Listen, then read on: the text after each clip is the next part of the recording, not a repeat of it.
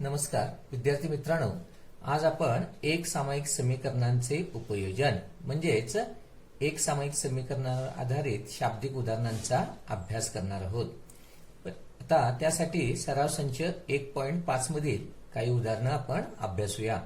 पहा, पहिले उदाहरण आहे, दोन संख्यांमधील फरक 3 असून मोठ्या संख्येची तिप्पट आणि लहान संख्येची दुप्पट यांची बेरीज 19 आहे, तर त्या संख्या शोधा। आता इथे काय करूया, आपण मोठ्या संख्येबद्दल x हे चल मानूया आणि लहान संख्येबद्दल y हे चल मानूया। म्हणून मोठी संख्या x आणि लहान संख्या y झाली।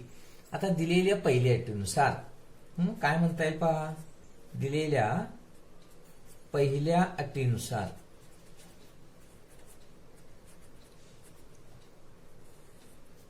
काय दिले, दोन संख्यांमधील फरक 3 आहे, म्हणजेच मोठी संख्या वजा लहान संख्या x वजा y बरोबर 3 हे दिलेलं आहे पहिल्या अटीनुसार, म्हणून आपण याला समीकरण नंबर 1 म्हणू। आता दुसऱ्या अटीनुसार काय आहे ते बघूया। दिलेल्या दुसऱ्या अटीनुसार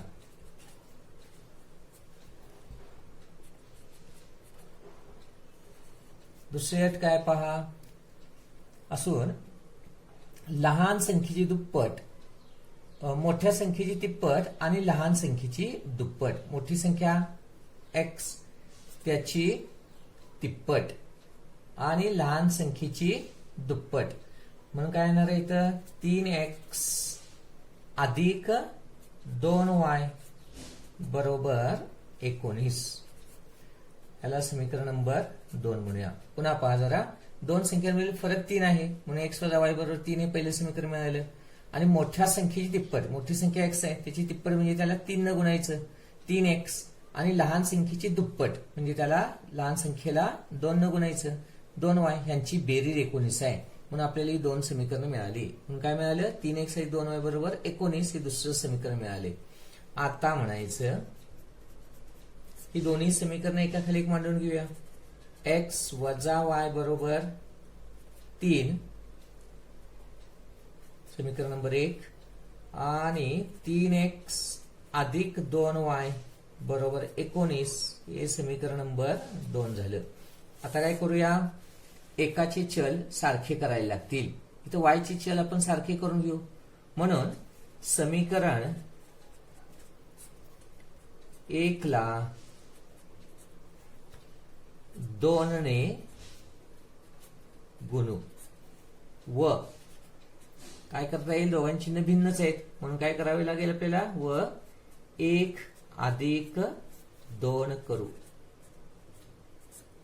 म्हणून काय मिळतं पाहता, 2 न गुणल्यानंतर 2x वजा 2y बरोबर 6, आणि समीकरण नंबर 2 आहे तसंच ठेवायचं आहे, 3x अधिक 2y बरोबर 19। ओके, आता दोघांची बेरीज करायची आहे। बेरीज करायची असेल तर समीकरण 2 ची चिन्ह बदलायची काही गरज नाही। अधिक 2x वजा 2x गेले, 3x अधिक 2x किती मिळाले आपल्याला, 5x बरोबर 19 अधिक 6 25, म्हणून पहा इथं काय मिळालं आपल्याला, 5x बरोबर 25, आपल्याला काढायची किंमत x ची आहे, म्हणून हे 5 इकडून इकडे घ्या, हे गुणिलेचे भागिले होतील, म्हणून काय मिळालं आपल्याला, x बरोबर 25/5 म्हणजेच x बरोबर भागाला 5 एके 5 5 5 25, x बरोबर 5 मिळाले। आता ही किंमत समीकरण 1 मध्ये ठेवू,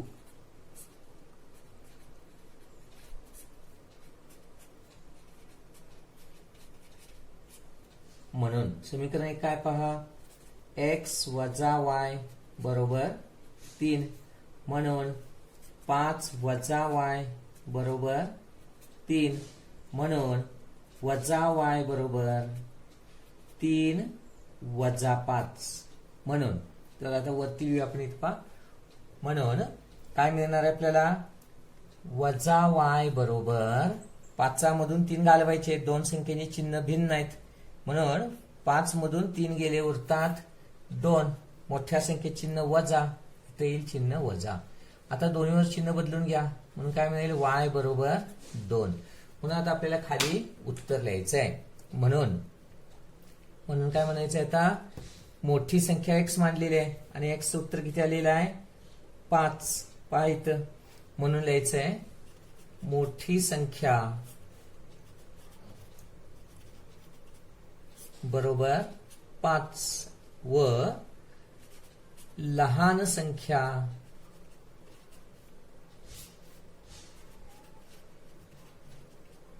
बरोबर 2. तुम्ही याचा पडताळा सुद्धा घेऊ शकता. पहा, दोघांची वजाबाकी, 5तून 2 गेले उरतात 3, आणि मोठ्या संख्येची तिप्पट 5 त्रिक 15, आणि लहान संख्येची दुप्पट, लहान संख्या 2 आहे, 2 गुणिले 2 4 झाले, 15 आणि 4 19.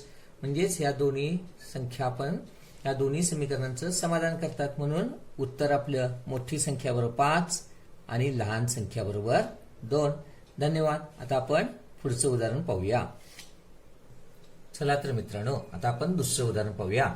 या दुसऱ्या उदाहरणात काय दिले पहा, वडिलांच्या वयामध्ये मुलाच्या वयाची दुप्पट मिळविल्यास बेरीज 70 येते, आणि मुलाच्या वयामध्ये वडिलांच्या वयाची दुप्पट मिळवल्यास बेरीज 95 येते. तर दोघांची वये काढा. आता आपण काय केले पहा, वडिलांचं वय x वर्ष व मुलाचं वय y वर्ष मानलेलं आहे. म्हणून म्हणायचंय दिलेल्या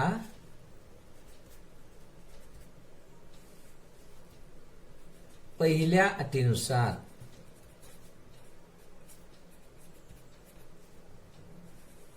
काय मिळतं पहा, वडिलांच्या वयामध्ये मुलाच्या वयाची दुप्पट मिळवली. वडिलांचं वय किती आहे x, अधिक त्याच्यात मुलाच्या वयाची दुप्पट, पट करणे म्हणजे गुणणे, दुप्पट म्हणजे 2y, बरोबर बेरीज किती येते यांची 70. हे मिळालं आपल्याला समीकरण नंबर 1. आता म्हणायचंय दिलेल्या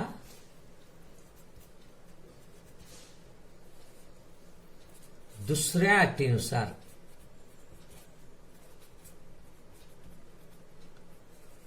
दुसऱ्या अटीनुसार काय दिलेली दुसरी पट बघा 70 येते, आणि मुलाच्या वयामध्ये वडिलांच्या वयाची दुप्पट, वडिलांच्या वयाची दुप्पट किती आहे x ची दुप्पट 2x, ही मुलाच्या वयामध्ये मिळालेली आहे. मुलाचं वय किती आहे y वर्ष. तर ह्या दोघांची बेरीज किती येते 95 येते. हे झालं समीकरण नंबर 2. पहा परत, मुलाच्या वयामध्ये मुलाचं वय y आहे, वडिलांच्या वयाची दुप्पट, वडिलांचं वय x आहे, त्याची दुप्पट म्हणजे 2x आलं, मिळवल्यास बेरीज 95 येते. म्हणजेच 2x अधिक y बरोबर 95 झाले. आता म्हणा, आणि आपण दोन्ही समीकरण एकाखाली एक मांडून घेऊ. काय मिळतं पहिलं समीकरण, x अधिक 2y बरोबर 70, आणि दुसरं समीकरण आहे 2x अधिक y बरोबर 95. हे समीकरण नंबर 1 आणि हे समीकरण नंबर 2. आता पहा, इथं आपल्याला काय करावं लागेल, दोघांपैकी एकाचे चल सारखे करून घ्यावे लागतील. म्हणून आपण इथं कशाचे चल सारखे करून घेऊ, वायचेच चल सारखे करून घेऊया. म्हणजे काय करावं लागेल आपल्याला, समीकरण नंबर 2 ला 2 न गुणावं लागेल, आणि जर x चे सगुण सारखे करायचं झालं तर समीकरण नंबर 1 ला 2 न गुणावं लागेल. म्हणून तुम्ही काही करू शकता. आपण इथं करू, समीकरण 1 ला 2 ने गुणू. ओके. आणि आता आपल्याला x चा लोप करायचा आहे, म्हणजे दोघांची चिन्ह भिन्न असायला पाहिजे.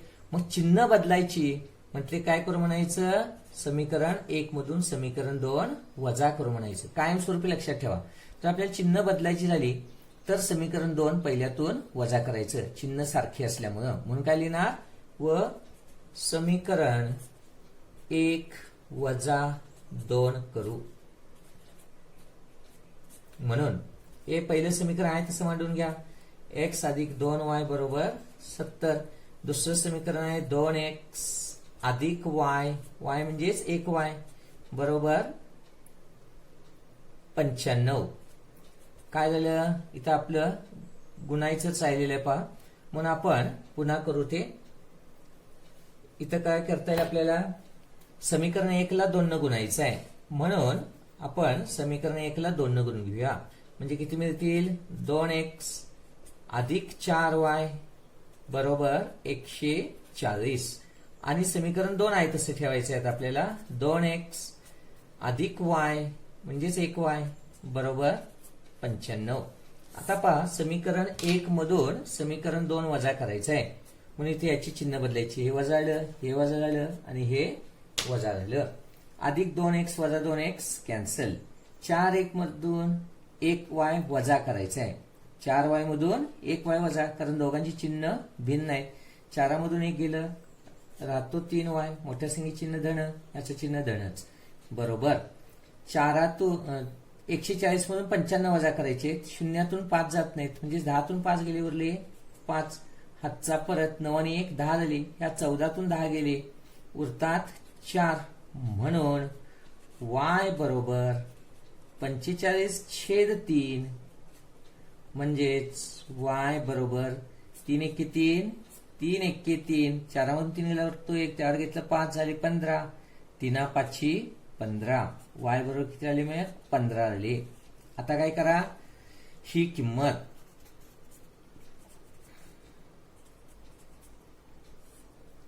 समीकरण 1 मध्ये ठेवू. पहा, म्हणून तर वरती घेऊ आपण. म्हणून समीकरण 1 काय आहे पहा मित्रांनो, x अधिक 2y बरोबर 70. म्हणून x अधिक 2 गुणिले y, y म्हणजे किती आहेत? 15 आलेले आहे उत्तर बरोबर 70. म्हणजेच x अधिक 15 गुणिले 2 30 झाले बरोबर 70. म्हणजेच x बरोबर 70 वजा 30. म्हणून x बरोबर आले 40. आता ही किंमत कशाची आहे? x म्हणजे काय? वडिलांचं वय आहे. आणि y म्हणजे काय आहे? मुलाचं वय आहे. म्हणून आपल्याला उत्तर कसं लिहिता येईल? म्हणून वडिलांचे वय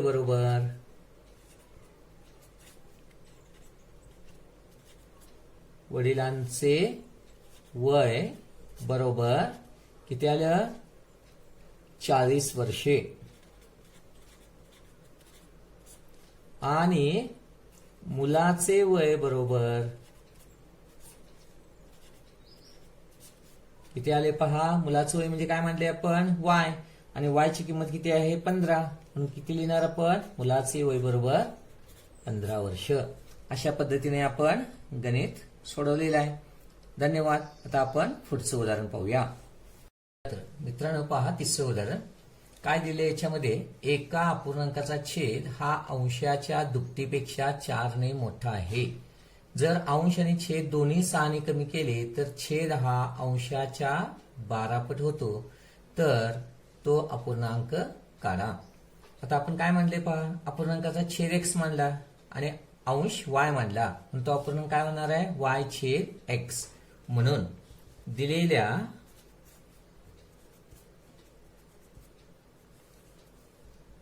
पहिल्या अटीनुसार आपल्याला काय मिळणार आहे पहा. दिलेल्या पहिल्या अटीनुसार काय दिलेली आहे अट?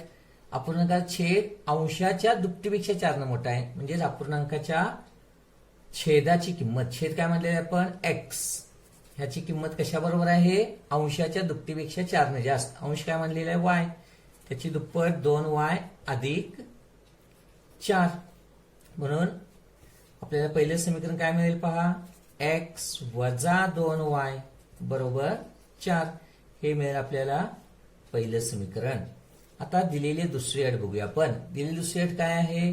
अंश आणि छेद दोन्ही मधून 6 कमी केले तर छेद हा अंशाच्या 12 पट होतो. म्हणून दिलेल्या दुसऱ्या अटीनुसार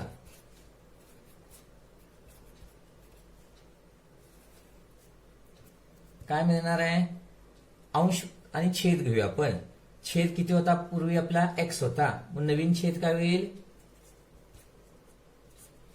छेद बरोबर x वजा 6 होईल.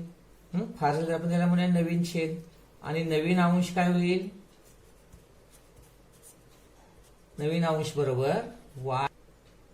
पहा, दिलेली दुसऱ्या अटीनुसार आपण काय घेतलाय, पूर्वीचा छेद होता एक्स, दुसऱ्या अटीत काय म्हणते, अंश आणि छेद दोन्ही 6 कमी केलेले आहेत, म्हणून नवीन छेद करायला एक्स वजा 6, नवीन अंश करायला वाय वजा 6. आता या अटीनुसार काय म्हटलेलं आहे, छेद हा अंशाच्या 12 पट होतो. छेद काय आहे नवीन आता, एक्स वजा 6 बरोबर छेद हा अंशाच्या 12 पट होतो, म्हणजे 12 गुणिले नवीन अंश किती आहे, वाय वजा 6, म्हणून एक्स वजा 6 बरोबर.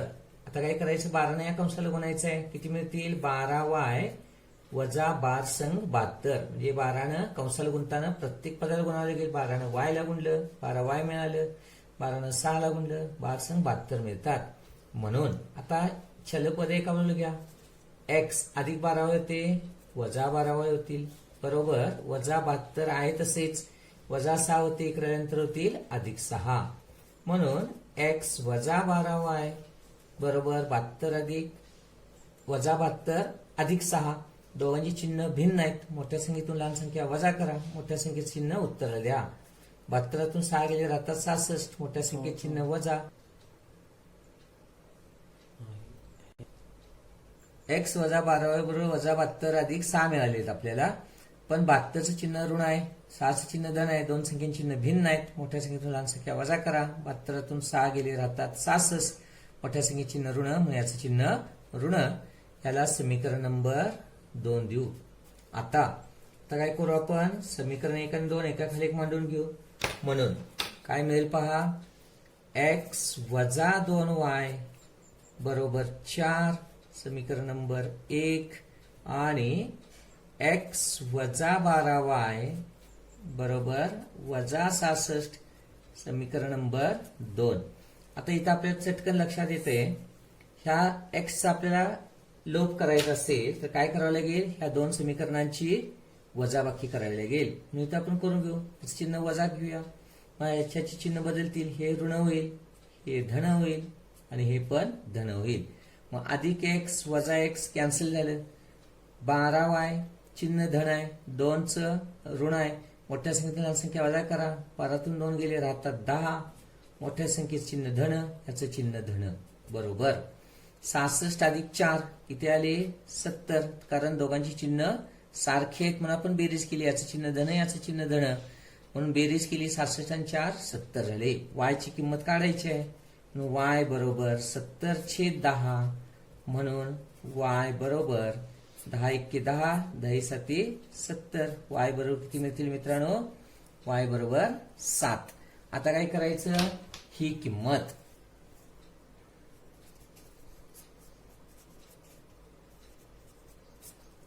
समीकरण 1 मध्ये ठेवा, 2 मध्ये ठेवा, कशातही ठेवा, आपण कशात ठेवू, 1 मध्ये ठेवू. म्हणून इथं आता वरती करूया आपण, म्हणून काय मिळते पहा, y ची किंमत 7 आलेली आहे, आपण समीकरण 1 मध्ये ठेवणार आहोत. समीकरण 1 काय आहे, एक्स वजा 2y बरोबर 4, म्हणून एक्स वजा 2 गुणिले y म्हणजे आलेले आहेत 7 बरोबर 4, म्हणून एक्स वजा 14 बरोबर 4, म्हणजेच एक्स बरोबर 4 अधिक 14 म्हणजेच एक्स बरोबर 18. म्हणून आता आपल्याला काय काढायचं आहे, अपूर्णांक काढायचा आहे, म्हणून तो अपूर्णांक बरोबर तो